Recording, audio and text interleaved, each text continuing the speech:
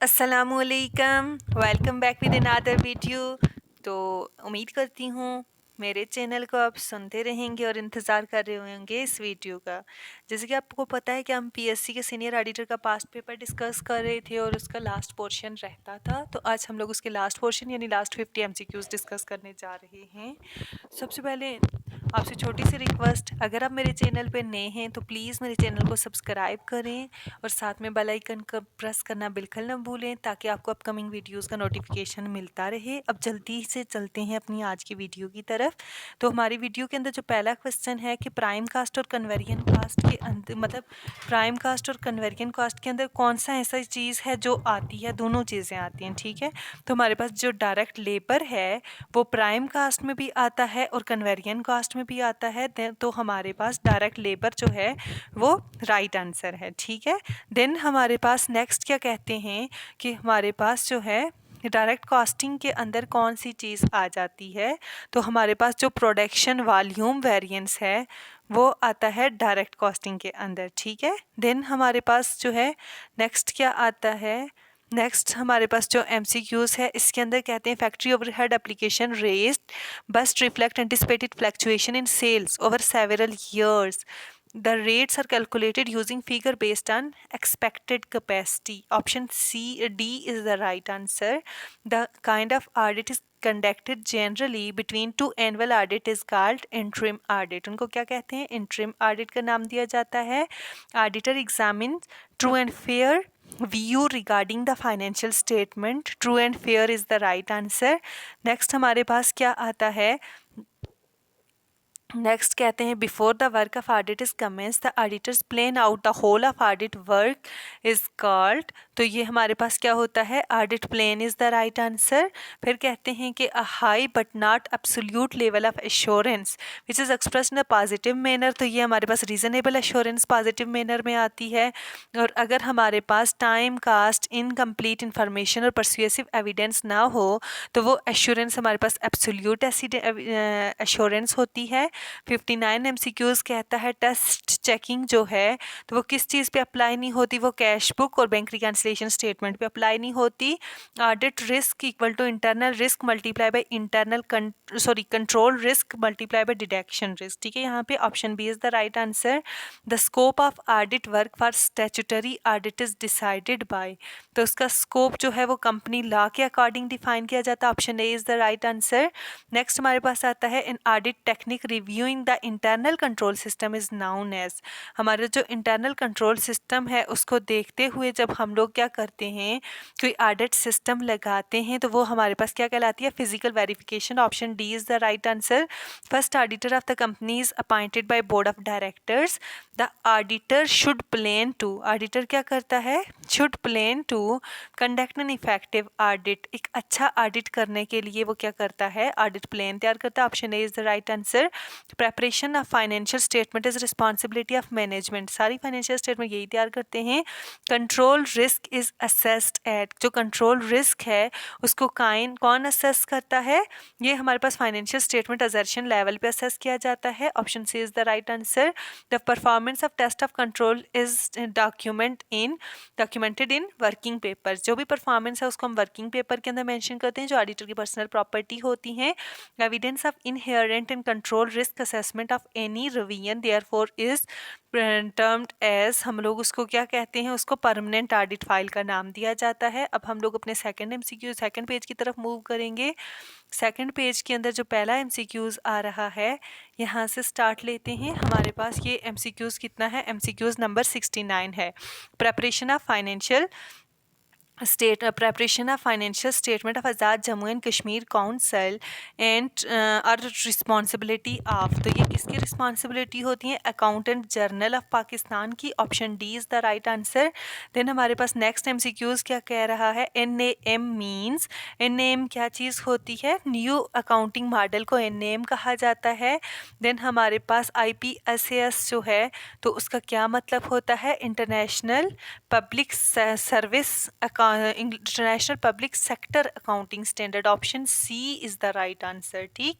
Next हमारे पास क्या आता है कि audit is conducted under section 50A। 50A के मुताबिक पाकिस्तान आज़ाद कश्मीर के अंदर जो है तो ऑडिट करवाया जाता है। देन हमारे पास आता है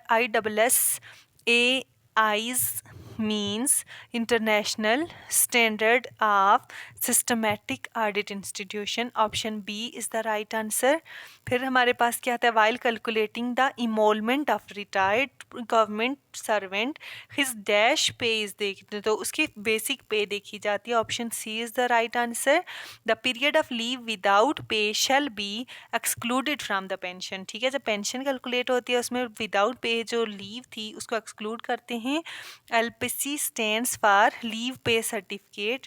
ठीक है, LPV sorry last pay certificate LPC इसको कहते हैं। Then document required for applying for invalid pension. हमारे पास इनवैलिड पेंशन के लिए हमारा मेडिकल सर्टिफिकेट होना ज़रूरी है, तभी हम इनवैलिड होते हैं। Which allowance is not a part of while calculating the pension, तो क्वालिफिकेशन उसके अंदर शामिल नहीं होती है। नेक्स्ट आता है request for proposal under AJK public procurement and consultancy services जो हैं, तो उसके लिए हमारे पास क्या क्या चीज़ें रिक्वायर्ड होती हैं। तो ये जितनी भी चीज़ें हैं, letter of invitation, terms of reference, evaluation criteria, तो सब आती हैं। तो all of these is the right answer.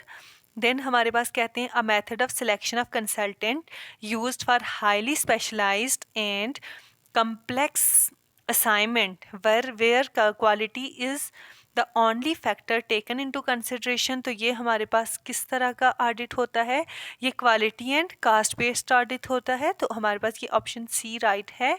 Then कहते हैं a method of selection of consultant use only then the assignment is simple and can be precisely defined under predefined resources is called। तो इसको basically हम लोग जो है तो least caste based का नाम देते हैं।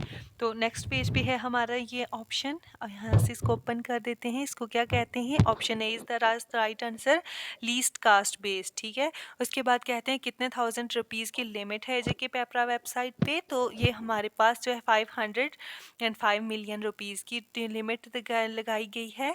देन हमारे पास नेक्स्ट MCQs क्या आता है कि devaluation from the requirement under AJK PEPRA is permissible under the following circumstances. तो ऑल ऑफ दीज इसका राइट आंसर है हमारे पास, ये सारी चीज़ें इसके अंदर शामिल होती हैं। देन हमारे पास कहते हैं जो प्रोक्योरिंग एजेंसी होती है may require the bidder to furnish a bid. ठीक है, तो वो कितनी परसेंट होती है, 2 to 5% हमारे पास आ जाती है। Then performance guarantee should not be more than, कहते हैं कि वो कितनी नहीं होनी चाहिए, 5% से एक्सीड नहीं करनी चाहिए। During technical evaluation amendment on the request of bidder are, तो कहते हैं कि उसके रिक्वेस्ट के ऊपर हम लोग जो है तो क्या करते हैं कि नॉट अलाउड, उसकी मतलब फिर भी कुछ नहीं हो सकता।